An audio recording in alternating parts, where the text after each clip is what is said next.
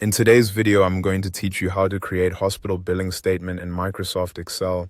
We'll be putting together a simple, clean billing statement layout that you can use as a starting point and customize later based on your needs. This example is designed to be easy to build, and it focuses on the basic structure most billing sheets need. To begin, open the Excel file where you want to create the billing statement. Once your worksheet is open, the first thing to do is create the table. At the top of the sheet, set up a section for basic patient and billing details. In this example, that includes the patient's name, the bill number, and the date.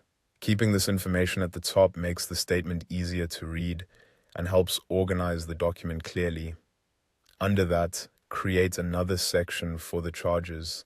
This is where the billing details will go. Add column headers for service, quantity, rate, and amount. The service column is for the name of the charge or procedure. Quantity is for how many times it was provided. Rate is the price per unit, and amount will calculate the total for each row.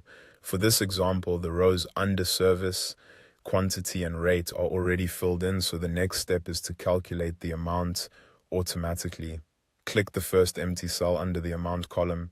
In that cell, type a formula that multiplies the quantity cell by the rate cell for that same row.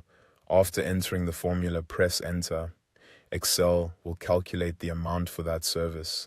To apply the same formula to the rest of the rows, move your cursor to the bottom right corner of the cell you just completed. When the cursor changes, drag it downward through the remaining rows that contain services. This copies the formula down and calculates each amount automatically. Once all of the individual amounts are filled in, create the total. Click the cell below all the values in the amount column.